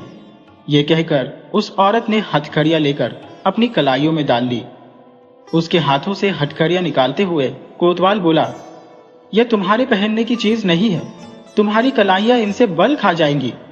औरत ने जिद की, नहीं, मैं इन चीजों को पहनकर देखना चाहती हूं कि यह कैसे पहनी जाती है। कोतवाल बोला, अच्छा तो रुको, मैं तुम्हें दिखाता हूं कि इन्हें कैसे पहना जाता है। जैसे जैसे मैं बताता जाऊं वैसे वैसे ही तुम मुझे इन्हें पहनाते जाना। ये कहकर उसने अपने हाथों में हथकड़ी और पैरों में बेड़ियां डलवा ली और फिर मुस्कुराता हुआ बोला, देख लिया, इस तरह पहना जाता है इन्हें, अब इन्हें खोल दो। कोतवाल की बात सुनकर वह स्त्री जोर से हंसी। उसने अपनी नकली वेशभूषा को अलग किया और तलवार उठाकर कोतवाल की छाती पर रख दी। अब उसके सामने जानी चोर खड़ा था। जानी चोर बोला, तुम जानी चोर की पूजा करोगे? जानी चोर की पूजा करना आसान समझा है क्या? जानी चोर का यह रूप देखते ही कोतवाल के होश उड़ गए। कोतवाल गिड़गिड़ाते हुए बोला, भाई मुझे माफ कर दो, आगे से कभी मैं तुम्हारे रास्ते में नहीं आऊंगा। किंतु जानी चोर उसकी कब सुनने वाला था। उसने कोतवाल को एक मोटी रस्सी से बांध दिया और उसके मुंह में कपड़ा ठूसकर घोड़े पर बिठाया और उसे राजा के महल के आगे फेंक दिया। खुद वहां से चंपत हो गया। सवेरा होते ही नगर में हलचल मच गई कि जानी चोर ने कोतवाल की वह हालत की है जो आज तक किसी ने नहीं की। अब तो लोग जानी चोर के नाम से थर थर कांपने लगे। राजा के दरबारियों को लगा कि अब जानी चोर के हाथों से घोड़े को बचा पाना मुश्किल है। मौका मिलते ही वह घोड़े को अवश्य चुरा लेगा। इस दौरान महल में एक बार फिर से एक पर्चा आ गिरा जिसमें काबुली घोड़े को जल्द ही ले भागने की बात लिखी हुई थी। इस बार राजा ने 5,000 सोने की अशरफियां इनाम में रखी, परंतु फिर भी घोड़े की रखवाली करने को कोई तैयार न हुआ। अब तो राजा को बहुत ही चिंता हुई कि किस तरह से घोड़े की रक्षा की जाए और जानी चोर को जिंदा पकड़ा जाए। जब उसे कोई उपाय न सूझा तो राजा ने खुद यह फैसला किया कि वह अपने हाथों से जानी चोर को पकड़ेगा। ये विचार करके राजा उसी काबुली घोड़े पर बैठकर पहरा देने लगा। जानी चोर ने पता लगा लिया कि इस बार स्वयं राजा पहरे पर है। जानी चोर एक बुढ़िया का भेष बनाकर मंदिर वाली सड़क पर जा बैठा और चक्की आगे रखकर अनाज पीसने लगा। पहरा देता हुआ राजा जब वहां से गुजरा तो इतनी रात को सड़क के किनारे बुढ़िया को अनाज पीसते हुए देखा। राजा ने बुढ़िया से पूछा, इस समय किसके लिए अनाज पीस रही हो अम्मा? बुढ़िया मुस्कुराते हुए बोली, क्या करूं सरकार, बुढ़ापा बहुत बुरा है और उससे भी बुरी चीज है गरीबी। दिन के समय मोहल्ले के बच्चे पगली पगली कहकर चिढ़ाते हैं, इसलिए रात में यहाँ पर आकर काम करती हूँ। अभी अभी एक सिपाही आया था और पीसने के लिए गेहूं देकर गया है, कहकर गया है कि थोड़ी देर में आकर ले जाएगा। बुढ़िया की बात सुनकर राजा घोड़े से उतर गया। उसने बुढ़िया से पूछा, क्या नाम था उस सिपाही का? बुढ़िया ने माथे से पसीना पोंछा और बोली, नाम तो सरकार वह कुछ जानी जानी बता रहा था। राजा को तुरंत विश्वास हो गया कि वह आदमी अवश्य ही जानी चोर है। उसने बुढ़िया से पूछा, वह कितनी देर में लौट कर आएगा? बुढ़िया बोली, आता ही होगा सरकार। राजा ने सोचा कि जानी चोर को पकड़ने का इससे अच्छा मौका नहीं मिलेगा। उसने बुढ़िया से कहा, तुम मेरे कपड़े पहन लो और मुझे अपने कपड़े दे दो ताकि मैं उस आदमी को पकड़ सकूं। वह कोई सिपाही नहीं बल्कि एक चोर है। मैं उसे पकड़कर राजा के पास ले जाऊंगा। और फिर जानी चोर अंधेरे में एक पेड़ के पीछे गया। वहां पर उसने अपने कपड़े राजा के कपड़ों से बदल लिए और फिर राजा ने उसे मंदिर के आंगन में भेज दिया और अपना काबुली घोड़ा भी उसके हवाले कर दिया। राजा ने खुद बुढ़िया के फटे पुराने कपड़े पहन लिए और सड़क के किनारे बैठकर चक्की से गेहूं पीसने लगा। हाथ में घोड़ा आते ही जानी चोर फूला न समाया। वह तुरंत घोड़े पर चढ़ गया और उसे ऐड लगाते हुए बोला, महाराज आप चक्की पीसते रहो, जानी चोर तो यह चला और वह चला। जब राजा ने यह आवाज सुनी तो उसका कलेजा धक्का से रह गया। चक्की हाथ से छूट गई। वह सोचने लगा, वाह रे जानी चोर, तू तो आकल का पुतला निकला। उधर जानी चोर घोड़े को लेकर सीधा अपने घर पर पहुंचा तो देखा कि उसका पिता बहुत ही बीमार था और अपनी आखिरी सांसें गिन रहा था। पिता ने जानी चोर से कहा, अब मुझे विश्वास हो गया है कि तुम एक दिन नामी चोर बनोगे। वह थकी हुई आवाज में बोला, परंतु याद रखना, इस चोरी के काम में हमेशा पकड़े जाने का खतरा रहता है। अपने जीवन के इस आखिरी पड़ाव में मुझे इस बात का पछतावा हो रहा है कि मैं सारा जीवन चोरी करता रहा और तुम्हें भी मैंने एक चोर बना दिया। परंतु मरने से पहले मैं एक बार तुम्हारे साथ राजा के दरबार में चलना चाहता हूं। क्या तुम मेरी अंतिम इच्छा पूरी करोगे? जानी चोर, जो कि अपने पिता से बहुत ही प्यार करता था, उसने तुरंत हाँ कर दी। उसने एक बार फिर से तोते के जरिए महल में यह चिट्ठी गिरवा दी जिसमें लिखा था कि जानी चोर राजा के महल में पेश होना चाहता है और आज से तीसरे दिन वह राजा के दरबार में हाजिर होगा। यह खबर पूरे नगर में फैल गई। हर कोई जानी चोर को देखना चाहता था और फिर निश्चित दिन पर जब राज दरबार नगर के वासियों से खचाखच भरा हुआ था तो जानी चोर अपने पिता को लेकर राजा के दरबार में राजा के सामने पेश हुआ। बूढ़े पिता ने राजा के सामने हाथ जोड़कर कहा, महाराज, मैंने अपना सारा जीवन चोरी में बिताया है। मैं अपने की पर बहुत ही शर्मिंदा हूं, परंतु मैं नहीं चाहता कि मेरा बेटा भी इस बुरी राह पर आगे चले। वह बोलते बोलते रोने लगा। उसने कहा, असल बात तो ये है कि यह एक चोर का बेटा नहीं है बल्कि एक गडरिये का बेटा है। मैं बचपन में इसे एक गडरिये से चुरा कर लाया था। इस बात को आज तक मैंने किसी को नहीं बताया। यह सुनकर जानी चोर भी स्तब्ध रह गया कि आज तक वह जिसे अपना पिता समझता रहा वह उसका वास्तविक पिता नहीं है। बूढ़े चोर ने आगे कहा, महाराज, कृपया करके मेरे बेटे को सुधरने का एक मौका दीजिए। इसकी बहादुरी और बुद्धिमानी को तो आप खुद ही परख चुके हैं। असल बात तो यह थी कि राजा भी जानी चोर की अक्लमंदी और उसकी हिम्मत से बहुत ज्यादा प्रभावित था। उसने जानी चोर को माफ कर दिया। दरबार में मौजूद भीड़ में वह गडरिया भी शामिल था जो जानी चोर का असली पिता था। जब उसने बूढ़े के मुंह से सारी कहानी सुनी तो उसने आगे बढ़कर कहा, महाराज, ये लड़का मेरा बेटा है। आज से 20 साल पहले इस चोर ने मेरे बेटे को धोखे से मुझसे चुरा लिया था। मैं वही गडरिया हूं और फिर गडरिये ने आगे बढ़कर जानी चोर को प्यार से अपने गले से लगा लिया। इस तरह से कई सालों से बिछड़े हुए पिता और पुत्र का मिलन हुआ। राजा ने जानी चोर को माफ कर दिया और उसे जाने दिया। अब जानी चोर, जो कि चोर नहीं बल्कि पहले वाला जनार्दन बन चुका था, अपने दो पिताओं के साथ रहने लगा। कुछ दिनों के बाद बूढ़े बीमार चोर की मृत्यु हो गई और जनार्दन अपने गड़हरिया पिता की भेड़ बकरियों का पालन पोषण करते हुए अपने जीवन को खुशी खुशी बिताने लगा। चलिए दोस्तों, अब हम आपको एक दूसरे किस्से से मिलाते हैं, जो एक और होशियार बेटे की कहानी है। विलासनगर नाम के एक गांव में सुंदर नाम का एक किसान रहता था। सुंदर के पास बहुत से खेत खलियान थे। हर साल सुंदर के खेतों में बहुत अच्छी फसल हो जाती थी, इसलिए उसके पास धन की कोई कमी नहीं थी। सुंदर के परिवार में उसकी पत्नी और उसका इकलौता बेटा नंदू था। छोटा परिवार होने के कारण उनका खर्चा भी बहुत कम था, परंतु सुंदर ने कभी भी एक पैसा भी किसी गरीब को दान में नहीं दिया था। सुंदर का बेटा नंदू बड़ा ही समझदार था। वह अपने पिता के सभी कामों में हाथ बटाता। एक दिन की बात है, सुंदर गांव के पशु बाजार में गया। वह एक गाय और एक मुर्गी खरीदना चाहता था। वहां पर मोल भाव करके उसने 800 रुपए में एक गाय खरीद ली। वह बहुत खुश था कि गाय को देखकर उसकी पत्नी बहुत प्रसन्न हो जाएगी, और इसके बाद उसने उस पशु बाजार में 10 रुपये की कीमत चुकाकर एक मुर्गी भी खरीद ली और वापस अपने घर की तरफ चल दिया। सुंदर की पत्नी ने जब गाय और मुर्गी को देखा तो वह बहुत ही खुश हुई, क्योंकि गाय अब रोज दूध देगी और मुर्गी रोज अंडे देगी। सुंदर कभी कभी अपने गांव के मंदिर में जाया करता था। आज सुबह जब वह मंदिर में गया तो मंदिर में उसकी मुलाकात पंडित जी से हो गई। सुंदर ने पंडित जी को अपनी खरीदी हुई गाय और मुर्गी के बारे में बताया। पंडित जी ने खुशी जाहिर करते हुए कहा, सुंदर, भगवान की कृपा से तुम्हारे घर में बहुत ही बरकत है। किसी चीज की कोई कमी नहीं है, परंतु जहां तक मैं जानता हूं, तुमने आज तक एक पैसा भी दान में नहीं दिया।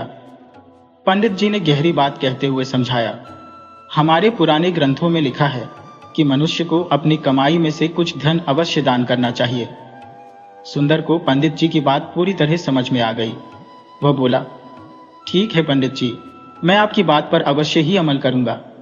पंडित जी उसी समय तपाक से बोले, और अगर वह दान ब्राह्मण को किया जाए तो उसका कई गुना पुण्य मिलता है। असल में पंडित जी चाहते थे कि सुंदर उन्हें कुछ दान दक्षिणा दे। सुंदर ने कहा, अवश्य पंडित जी, मैं आपकी बात से सहमत हूं और जल्द ही मैं आपके लिए दान दक्षिणा की व्यवस्था करता हूं। यह सुनकर पंडित जी मन ही मन बहुत ही खुश हुए। उन्हें पूरा विश्वास हो गया कि सुंदर अवश्य ही दान दक्षिणा के रूप में उन्हें कुछ न कुछ धन जरूर देगा। घर जाकर सुंदर ने अपनी पत्नी के साथ विचार किया और उसे इस बारे में बताया। बातचीत के बाद दोनों पति पत्नी इस बात पर सहमत हुए कि पंडित जी को दान के रूप में अवश्य कुछ धन देना चाहिए। अगली सुबह सुंदर ने अपने बेटे नंदू को बुलाकर कहा, बेटा, तुम अभी गांव के पशु बाजार में जाकर हमारी गाय और मुर्गी दोनों को बेच आओ। वापसी के समय गाय को बेचकर जो धन प्राप्त होगा वह तुम पंडित जी को दक्षिणा के रूप में दे देना, और मुर्गी को बेचकर जो रकम हासिल होगी वह तुम घर आकर मुझे दे देना। नंदू को यह बात बिल्कुल भी पसंद नहीं आई। वह समझ गया कि पंडित महाशय उनके भोले भाले पिता का फायदा उठा रहे हैं, परंतु वही अपने पिता की बात को टाल भी नहीं सकता था। उसने विचार किया कि ऐसा क्या किया जाए जिससे सांप भी मर जाए और लाठी भी न टूटे। आखिरकार उसको एक गजब की तरकीब सूझी। अगले दिन नंदू गाय और मुर्गी को लेकर गांव के पशु बाजार में जा पहुंचा और मुर्गी और गाय को बेचने के लिए वहां पर खड़ा हो गया। आधा दिन बीत गया, परंतु कोई भी खरीदार नहीं आया, और फिर एक आदमी जो कि गाय खरीदना चाहता था वह नंदू के पास आया और पूछा, भाई, ये गाय कितने की बेच रहे हो? नंदू बोला, महाशय, सिर्फ 10 रुपए की। उस आदमी को यह सुनकर बहुत ही आश्चर्य हुआ कि ऐसा कैसे हो सकता है। उसने कहा, मुझे यहाँ पर रहते हुए सालों बीत गए, मगर मैंने आज तक किसी गाय का दाम सिर्फ 10 रुपए नहीं सुना। क्या यह गाय दूध देती है?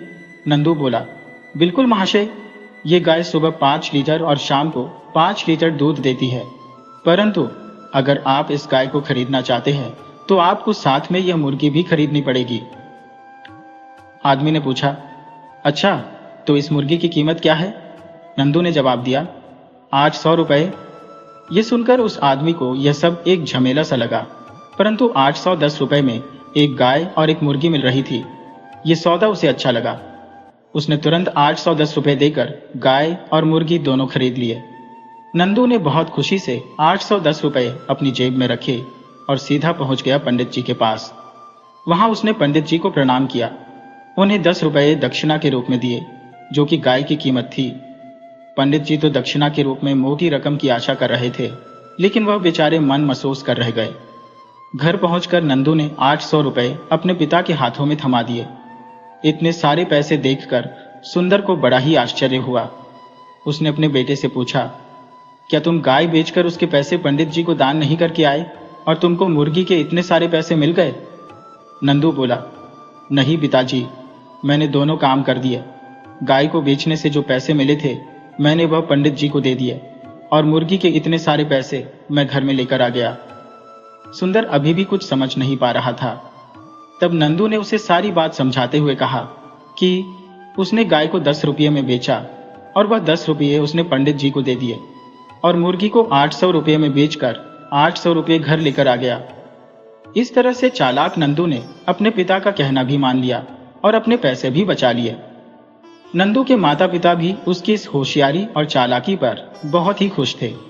ये कहानी हमें सिखाती है कि ईमानदारी और सच्चाई से बड़ा कोई धन नहीं होता। जनार्दन को उसका असली वंश और एक नया जीवन मिला, क्योंकि उसके पिता ने अंत समय में सच बोला। और नंदू की तरह हमें बुद्धिमानी से काम लेना चाहिए, ताकि भोलेपन का कोई फायदा ना उठा सके। हमेशा अपनी अक्ल का इस्तेमाल करो।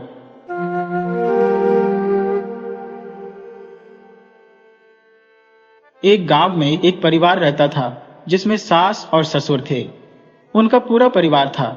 ससुर गांव का मुखिया था।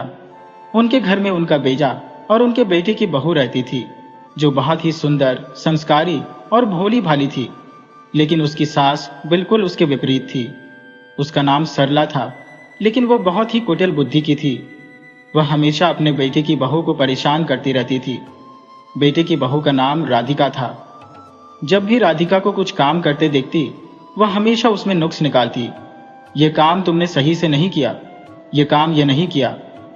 बेचारी राधिका सुबह सवेरे बिस्तर से उठती और काम पर जुट जाती, और आधी रात होने तक उसे आराम नसीब नहीं होता। सबकी फरमाइशें पूरी करती रहती। इस पर भी उसकी सास सरला की जुबान हर वक्त चलती रहती, उसे ताने मारती रहती। बेचारी राधिका मन महसूस कर रह जाती थी। एक दिन उसकी सास सुबह सुबह उठी तो राधिका झाड़ू लगा रही थी। उसकी सास सरला वहां आ गई और बोली, तेरे हाथों में जान नहीं है, जरा जल्दी जल्दी हाथ चला, मैं मंदिर जा रही हूं। मेरे आने तक खाना तैयार रखना और आते ही खाऊंगी। और सुन, एक दाना भी अन्न का बर्बाद ना हो पाए। बेचारी राधिका क्या कहती, चुपचाप अपनी गर्दन हिला दी। ठीक है माँ, आप मंदिर चले जाओ, जब तक आओगी मैं खाना तैयार करके रखूंगी। घर की सफाई करके बेचारी राधिका तुरंत रसोई घर में गई और खाना बनाने में जुट गई। खाना बनाते समय वह सोच रही थी, एक पल के लिए तो चैन की सांस नहीं ले पाती हो, लेकिन पता नहीं माँ जी हर काम में क्यों नुक्स निकालती रहती है। उनके ताने देने की आदत न जाने कब जाएगी। कब वह मुझे अपनी बेटी की तरह नहीं तो कम से कम बहू की तरह प्यार करेंगी। कभी तो कम से कम मुझसे राजी राजी बोलें। न जाने क्या है, मुझे देखते ही भड़क जाती है। तभी वह सोच ही रही थी कि बाहर से दरवाजा खटखटाने की आवाज आई। राधिका ने सोचा, अभी तो भोजन ही तैयार हुआ है, लगता है सासू माँ जी मंदिर से जल्दी लौट आई है। उसने उठकर दरवाजा खोला तो देखा एक साधु बाबा खड़ा था। वह बोला, बेटी तेरा सुहाग अमर रहे, बाबा को कुछ भोजन करवा दो। राधिका तो बहुत ही सुशील संस्कारी स्त्री थी। उसने सोचा, साधु महाराज को भोजन करा दूं। करा तो दो, पर कहीं ऐसा ना हो उसकी सास सरला आ गई तो मेरी खैर नहीं है। मेरी इस साधु की भी खैर नहीं है। लेकिन वहां कुछ देर तक सोच विचार करने लगी और उसने सोचा, चलो जो होगा देखा जाएगा, साधु बाबा को खाना खिला देती हूँ, क्योंकि सास आएगी तो देखो, मेरे से तो जब भी लड़ाई झगड़ा करेगी, इससे ज्यादा तो कुछ करेगी नहीं। मैं कह दूंगी कि मैंने अपने हिस्से का भोजन साधु बाबा को खिला दिया है, और यह तो हमारा धर्म है और अपने अतिथि धर्म का हमें पालन करना चाहिए। घर पर कोई भी आ जाए तो उसे भोजन मांगे तो उसे जरूर करवाना चाहिए। अभी साधु बाबा भोजन कर ही रहा था कि अचानक सास आ गई। साधु को घर के भीतर बैठे भोजन करता देखकर उसका पारा 7वें आसमान पर जा पहुंचा। बोली, यहाँ कोई भंडारा लगा रखा है या कोई लंगर चल रहा है जो किसी भिखमंगे को घर में बैठाकर भोजन करा रही हो? और वह साधु बाबा की तरफ मुड़ी और उसे धक्का मारते हुए कहने लगी, हट भिखमंगे, भाग यहां से, यहां कोई जो है भंडारा चल रहा है। अब राधिका ने अपनी सास को रोकने की बहुत कोशिश की, लेकिन उस औरत ने सन्यासी को धक्के मारकर ही घर से निकाल दिया। अब उसका क्रोध राधिका पर टूटा। उसने कहा कि मैंने तुझे कहा था ना, एक दाना भी अन्न का बर्बाद नहीं करना, और तू यहाँ इस साधु को खाना खिला रही है। तुझे और कोई काम नहीं है, घर में कैसे कमा कर आता है? तुझे तो बर्बाद करने से ही फुर्सत नहीं है। इस तरीके से अपनी बहू को डांटने डपटने लगी। बेचारी राधिका डरते डरते बोली, माँ जी, मैंने तो अपने हिस्से का भोजन दिया था, इसमें इतना भला बुरा कहने की क्या बात है? अतिथि तो भगवान का रूप होता है। अतिथि धर्म का पालन तो हर गृहस्थ को करना चाहिए।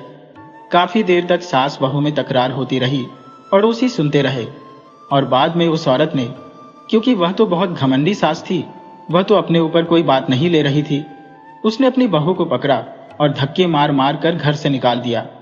वह बेचारी राधिका रोती रोती दरवाजा पीटती रही और कहने लगी, माँ जी, मुझे माफ कर दो, दरवाजा खोल दो, मैं कहाँ जाऊंगी?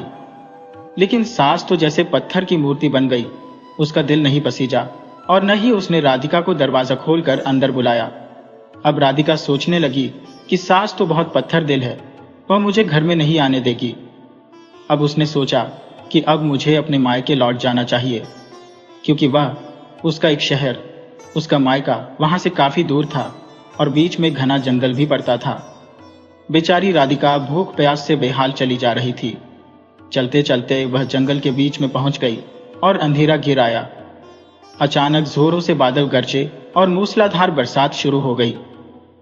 वर्षा से बचने के लिए उसने एक पेड़ की शरण ली, लेकिन वर्षा इतनी तेज थी कि बारिश का वेग बहुत तेज था, जिससे बचना मुश्किल हो गया।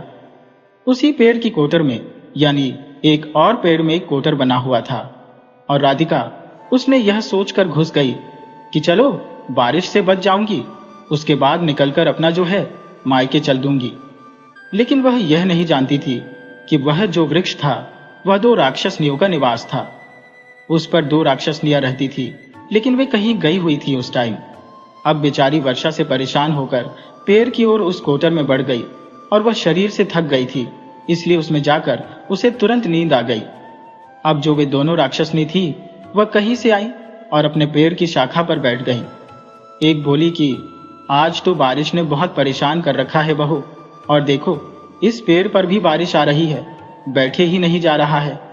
तो दूसरी बोली, तो चलो अब नहीं तो अपने जो सोना टापू पर चलते हैं, वहां जाकर थोड़ी सैर सपाटा करेंगे। दूसरी राक्षस ने बोली, इसमें क्या बड़ी बात है, ये पेड़ हमें तुरंत वहां पहुंचा देगा। और यह कहकर दोनों पेड़ की शाखा पर बैठी हुई थी और पेड़ अपना उड़ने लगा। अब उधर जो राधिका उसके अंदर सो रही थी, तो उसने जब उड़ते हुए पेड़ के झटके लगे, जैसे इधर उधर हुआ, तो उसकी नींद खुल गई। पेड़ को उड़ता देखकर वह घबरा गई और उसका सर बाहर झांककर देखने से पूरी हो गई। जब उसने पेड़ की शाख पर 2 राक्षसियों को बैठे हुए देखा, तो उसने परिस्थितियों से समझौता ही करने में अपनी भलाई सोची। उसने सोचा कि शोर नहीं मचाऊंगी, इन राक्षसियों को नहीं पता होना चाहिए कि मैं इस पेड़ की कोठरी में बैठी हुई हूं। वह बेचारी डर तो रही थी, लेकिन उसने सोचा जो आगे होगा देखा जाएगा, और वह उसके अंदर चुपचाप पड़ी रही। कुछ देर की उड़ान के बाद ही वह पेड़ सोना टापू पर पहुंचकर उतर गया। दोनों राक्षसियों को भूख लग रही थी, सो वे दोनों भोजन की तलाश में अपना शिकार ढूंढने के लिए निकल गए। उनके जाने के बाद डरी सहमी सी राधिका डर से बाहर निकली और उसने चैन की सांस भरते हुए अपने हाथ पांव सहेजे।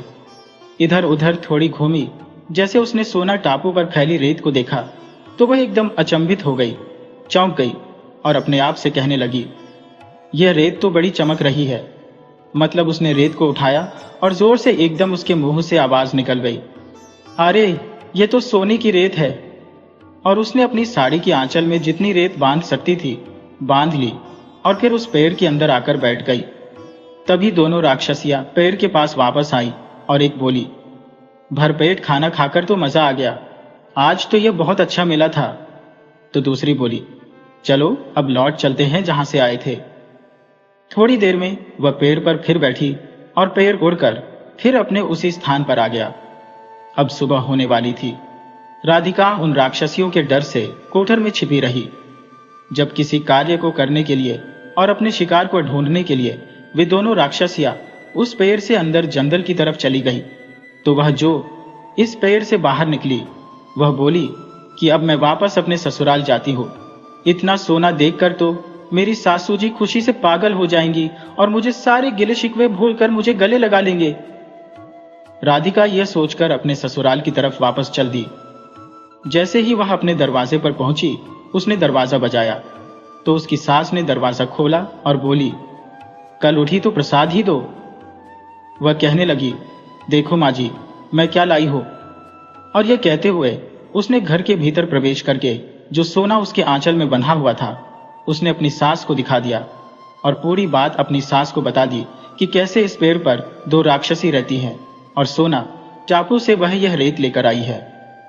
अब उसकी सास तो बहुत ही लालची थी तो बोली, बहुत कम सोना लाई है तो।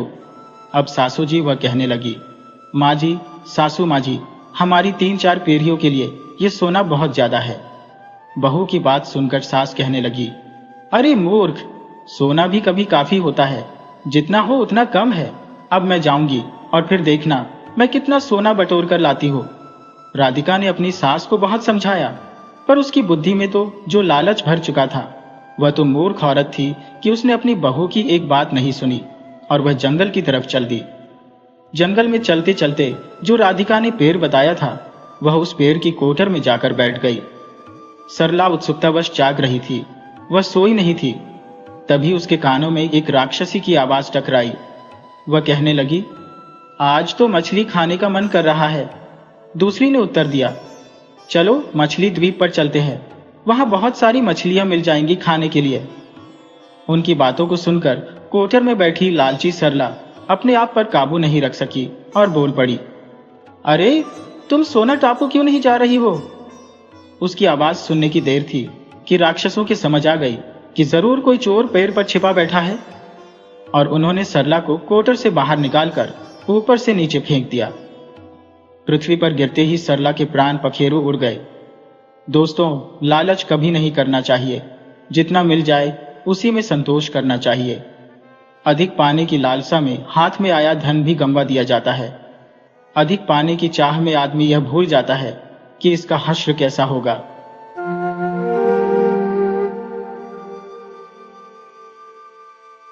बहुत समय पहले की बात है। एक बुढ़िया माई थी, उसके एक बेटा और एक बेटी थी। बेटी की शादी हो चुकी थी। एक दिन भाई दूज के दिन बेटा ने अपनी माँ से कहा, माँ, सबकी बहनें आई है और सबके टीका किए हैं, लेकिन मेरी घर मेरी बहन नहीं आई, इसलिए मुझे अपनी बहन के घर जाकर टीका करवाना है। ऐसा कहकर भाई अपनी माँ से बहन के घर जाने का अनुरोध करने लगा। तब बूढ़ी माँ ने कहा, बेटा तू क्या करेगा ऐसी बहन के पास जाकर, तेरी बहन तो बड़ी झगड़ालू है, वह हमेशा हर वक्त लड़ती है और तू उसके घर जाकर क्या करेगा। बेटा ने बार बार अपनी माँ से अनुरोध किया कि माँ, मुझे बहन के घर जाना है भैया दूज पर और उससे टीका करवाना है। बेटे की जिद को देखकर माँ उसे जाने की अनुमति दे देती है। भाई अपनी बहन से मिलने के लिए घर से निकलता है तो चलते चलते उसे रास्ते में एक नदी मिलती है। नदी कहती है, रे मैं तेरा काल हूं, तुझे डुबोकर मार दूंगी। तब भाई कहता है, देखो नदी, मैं कई साल के बाद अपनी बहन से मिलने जा रहा हूं, उससे मिलकर आने दो, फिर वापस आते वक्त तुम मुझे डुबो देना। तो नदी उस लड़की की बात मान जाती है और उसे जाने के लिए रास्ता दे देती है। थोड़ी आगे चलता है लड़का तो रास्ते में उसे एक काला सर्प मिलता है। तब वह सर्प उस लड़के से कहता है कि मैं तुझे दसूंगा, मैं तेरा काल हूं। तब भाई कहता है कि हे सर्प देवता, पहले मुझे अपनी बहन से मिलकर टीका लगवा लेने दो, फिर तुम मुझे दस लेना। सर्प भी यह सुनकर उस लड़के को रास्ता दे देता है। अब वह कुछ आगे बढ़ता है और आगे जंगल में उसे एक शेर मिलता है। शेर कहता है कि मैं तुझे खा जाऊंगा, तब वह लड़का कहता है कि देखो जंगल के राजा शेर, मैं पहले अपनी बहन से मिलकर टीका लगवा लूं, फिर लौटते समय तुम मुझे खा लेना। शेर भी उस लड़के की बात सुनकर उसे रास्ता दे देता है। अब भाई अपनी बहन के घर पहुंच जाता है और आवाज लगाता है, बहन, ओ बहन, देख बहन, तेरा भाई 7 कोस दूर से तेरे पास तिलक कराने आया है। बहन उस समय सूत काट रही थी, तब उसका सूत बीच में ही टूट जाता है। ऐसी मान्यता है, यदि सूत काटते वक्त सूत बीच में टूट जाए तो जिस बहन के इकलौता भाई होता है, वह सूत जब तक फिर से जुड़ नहीं जाता तब तक बहन बोलती नहीं है। बाहर भाई बार बार आवाज लगाता है। भाई की आवाज सुनकर जब बहन जवाब नहीं देती तो भाई मन में सोचता है, मुझ गरीब से मेरी बहन बात नहीं करना चाहती। मेरी माँ सही कह रही थी कि मेरी बहन मुझे प्यार नहीं करती है। मुझे यहाँ नहीं आना चाहिए था, क्योंकि मेरी माँ ने बताया था मेरी बहन बड़ी झगड़ालू है। ये सोचकर अब वह लड़का वापस जाने लगा है। इतने में ही बहन का सूत फिर से जुड़ जाता है और वह अपने भाई को आवाज देती है और उसकी तरफ दौड़ती है और उससे बात न करने का कारण बताती है। बहन बड़े प्यार से अपने भाई को घर में ले जाती है और अपनी पड़ोसन के घर जाती है और उससे पूछती है कि मेरा ना कोई जान से भी प्यारा मेहमान आया है, तो बताओ क्या करना चाहिए। अब पड़ोसन ने मजाक में कह देती है कि तेल से चौका लगाना चाहिए और घी में चावल पकने चाहिए। अब भोली बहन पड़ोसन का मजाक समझ नहीं पाती और वह वैसा ही करती है। और अब ना तो चौका सूखता है तेल का और ना ही घी में चावल सिंचते हैं। इधर भूखा प्यासा बैठा भाई अपनी बहन से कहता है, बहन भूख लगी है, खाना परोस दो। तब बहन बोली, भाई आज ना तो चावल सिंच रहे हैं और ना ही चौका सूख रहा है। तब भाई ने अपनी बहन से पूछा कि तूने कैसे चौका लगाया और कैसे चावल चढ़ाए हैं। तब बहन बोली, मैंने पड़ोस वाली सहेली से पूछा था। उसने कहा कि जब जान से प्यारा मेहमान आए तो तेल का चौका लगाना चाहिए और घी में चावल चढ़ाने चाहिए। भाई बोला, अरे मेरी भोली बहन, कभी तेल का चौका सूखता है क्या और कभी घी में चावल पकते हैं क्या। तो पानी का और गोबर माटी का चौका लगा और पानी में ही चावल चढ़ा। फिर वह ऐसा ही करती है। जब चौका सूख जाता है और चावल पक जाते हैं तब बहन घी और शक्कर डालकर भाई को भोजन कराती है, फिर उसको तिलक करती है। कई दिन बीत जाते हैं। एक दिन भाई बोला, बहन अब मैं अपने घर वापस जाऊंगा, क्योंकि घर पर माँ अकेली है और मेरी चिंता कर रही होगी। अगले दिन सुबह सुबह बहन जल्दी उठी और गेहूं पीसकर भाई के लिए लड्डू बनाती है और कुछ लड्डू बच्चों के लिए रखकर अपने भाई को विदा करती है। सुबह जब बच्चे उठते हैं तो माँ से कुछ खाने को मांगते हैं। तब बहन वही लड्डू अपने बच्चों को देती है। तब वह देखती है कि ये क्या, सारे लड्डू हरे रंग के हो गए हैं। फिर वह चक्की में देखती है तो उसमें गेहूं के साथ साथ एक सर्प भी पिस गया था। वह उन लड्डुओं को फेंक देती है और अपने भाई के बारे में सोचने लगती है कि कहीं मेरे भाई ने ये लड्डू खा लिए तो मेरा भाई तो मर जाएगा। तब वह अपने भाई के पीछे पीछे भागती है। रास्ते में एक पेड़ के नीचे उसका भाई बैठा हुआ था। उसे देखकर भाई बोला, क्या हुआ बहन। तब बहन पूछती है कि भैया, मैंने तुम्हें जो लड्डू बांध कर दिए थे वे कहाँ हैं। तो भाई ने कहा, बहन तेरे लड्डू तो मैंने अभी नहीं खाए हैं, ये पेड़ पर टंगे हैं, ले लो। अब वह पेड़ से लड्डू उतारती है और वही खड्डा खोदकर लड्डुओं को गाड़ देती है। उसके बाद अपने भाई को सारी बात बताती है। भाई बोला, बहन तूने एक बार तो मुझे मौत से बचा लिया, लेकिन मैं पीछे कईयों को वचन देकर आया हूं।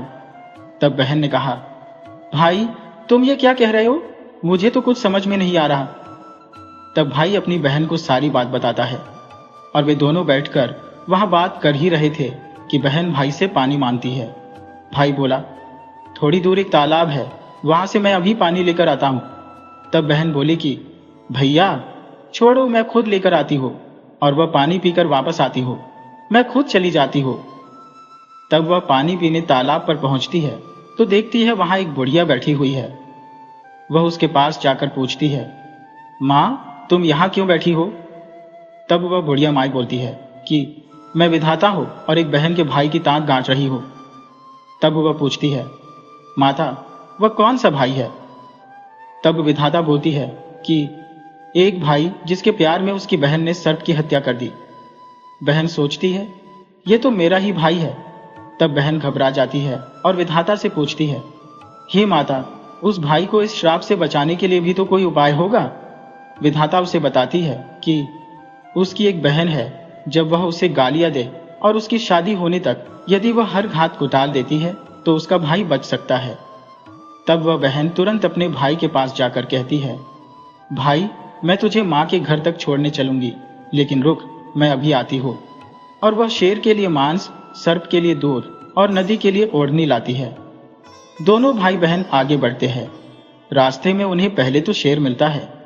जैसे ही वह भाई को खाने के लिए आगे बढ़ता है, बहन उसके आगे मांस का टुकड़ा डाल देती है। शेर मांस के टुकड़े को खाने में लग जाता है और दोनों भाई बहन आगे बढ़ जाते हैं। कुछ दूर चलने के बाद आगे उन्हें वह सर्प मिलता है और जैसे ही सर्प भाई को डसने के लिए आगे बढ़ता है, बहन सर्प के आगे दूध का प्याला रख देती है। सर्प दूध पीने लगता है और वह दोनों अब आगे चलने लगते हैं। रास्ते में अब दोनों बहन भाइयों को वही नदी मिलती है जो भाई को डुबोने के लिए तैयार थी, पर बहन नदी को ओढ़नी उड़ा देती है। उसके बाद नदी खुश हो जाती है और खुश होकर उन्हें रास्ता दे देती है। अब वे दोनों भाई बहन जो आगे बढ़ते हुए अपने घर पहुंच जाते हैं। बेटी को देखकर माँ बहुत खुश हो जाती है, पर बहन उसी समय भाई को गाली देने लगती है। तब माँ बेटे से कहती है कि बेटा, इस झगड़ालू बहन को क्यों ले आया। तब भाई बोलता, माँ, बहन तो बहुत अच्छी थी, पर पता नहीं इसे आते ही क्या हो गया। थोड़े दिनों बाद भाई का रिश्ता आता है तो सब कहते हैं कि बहन तो पागल है पर भाग्यवान है। पर जब ससुराल वाले सगाई के लिए मिठाई लाते हैं तो बहन कहती है, इनकी मिठाई क्यों बांटते हो, पहले मेरी मिठाई बांटो। कई बड़े बुजुर्ग बोले, इसे भी भाई के साथ बैठा दो। सगाई शुरू होती है और वहां आग लग जाती है। बहन को पता ही था कि उसके भाई की घात है, उसने तुरंत ही वह आग बुझा दी। अब कुछ दिनों बाद शादी के कार्यक्रम शुरू होते हैं, परंतु बहन हर समय भाई के साथ रहती थी। जब भाई की निकासी होने लगी तब बहन बोली, अरे, इसकी निकासी क्यों करते हो, पहले मेरी निकासी करो और इसे पीछे के दरवाजे से लेकर जाओ। बहन के इतना बोलते ही आगे का दरवाजा टूटकर गिर जाता है।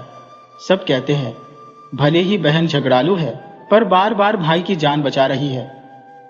जब भाई फेरों पर बैठता है तो फिर बहन कहती है कि इसकी जगह मैं फेरों में बैठूंगी। शादी के बाद जब दूल्हा दुल्हन की रात जागती है तो बहन कहती है कि इनकी नहीं, पहले मेरी रात जगाओ। कई लोग बोले, बीच में पर्दा लगाकर इसे भी साथ में सुला दो। रात में जब भाई भाभी सो जाते हैं तब वहां एक सर्प आता है। बहन तो तैयारी में थी और तैयार होकर बैठी थी। वह उसे पकड़कर टोकरी में रखकर सो जाती है। अब वह कई दिनों में निश्चिंत होकर आराम से सोती है। इधर उसकी माँ सोचती है, बेटी के उठने से पहले ही मेहमानों को विदा कर देती हो, वरना फिर से शोर मचाएगी। जब बेटी उठकर देखती है तो घर में कोई नहीं दिखता। तब वह माँ से पूछती है, माँ, सब मेहमान कहाँ चले गए। तब माँ कहती है, बेटी, मैंने तो सब मेहमानों को विदा कर दिया। तब बेटी बोलती है, माँ, सब मेहमानों को वापस बुलाओ, तभी मैं विदा होंगी। उसके कहने के अनुसार माँ सभी मेहमानों को वापस बुलाती है। तब वह माँ से कहती है, माँ, आज के दिन के लिए ही मैंने पालने में पोत और चूल्हे पर दूध छोड़ा था और पागल हो गई थी मैं। मेरे इस भाई पर 7 घातें थी, वह टालने के लिए मैं ऐसा कर रही थी। उसकी यह बात सुनकर माँ और भाई बहुत खुश हो जाते हैं और सबसे पहले अपनी बेटी को विदा करते हैं। उसके बाद सभी मेहमानों को विदा करते हैं। इस दिन के बाद से ही हर बहन अपने भाई की लंबी उम्र की कामना से भाई दूज का त्योहार मनाने लगी। इस दिन बहन भाई का टीका करती है और इस कथा को सुनती है। जो इस कथा को सुन रहे हैं और जो इस कथा को कह रहे हैं, उन सबके भाइयों की हे प्रभु रक्षा करना। कहते सुनते हुंकारा भरते कि सबके पतियों की रक्षा करना। और कहानी सुनते समय कटोरी में चावल ले ले। चांद को अर्घ्य देते समय 7 बार बोले, चंदा ए चंद्रावली, चंदा आया बार में, उठ सुहागन अर्घ दे, मैं बैठी थी बाट में। चंदा ए चंद्रावली, चंदा आया बार में, उठ सुहागन अर्घ दे, मैं बैठी थी बात में। ऐसे जो चंदा को बोलते हुए अर्घ्य दे और कहे कि तेरा कंडला काहे का, तेरा हार सोने का, मेरा कंडला जग मोतियन का हार, कहाँ बसे तेरी पेड़ी, कहाँ बसे ससुराल, आम तले मेरा पेड़ा, नीम तले ससुराल। और उजमन करने के लिए थाली में एक जगह 4 पूरी, थोड़ा सा सीरा रख ले। कहीं कहीं खड़ी और चावल भी बनाया जाता है। जो जिसके जहाँ रिवाज है वह थाली में रख ले। उसके ऊपर अपनी इच्छा अनुसार साड़ी, ब्लाउज और जितना रुपये रखना है चाहे थाली में रख ले। और थाली को चारों ओर जो जल का हाथ लेकर घेर कर अपनी सासू जी, अगर सासू न हो तो अपने से बड़ा जो भी हो, उसके पांव छूकर उन्हें दे दे। उसके बाद अगर इच्छा हो तो 13 ब्राह्मणों को भोजन कराए और दक्षिणा देकर और बिंदी देकर उन्हें विदा करें। दोस्तों, ये कहानी हमें बताती है कि भाई बहन का प्यार कितना अटूट होता है। बहन अपने भाई के लिए किसी भी मुश्किल का सामना कर सकती है। यह त्योहार भाई बहन के इस पवित्र रिश्ते को और मजबूत बनाता है। अगर आपको यह कहानी पसंद आई हो तो प्लीज हमारे चैनल को सब्सक्राइब करें, वीडियो को लाइक करें और शेयर करें और कमेंट्स करके हमें बताइए आपको यह कहानी कैसी लगी। राधे राधे।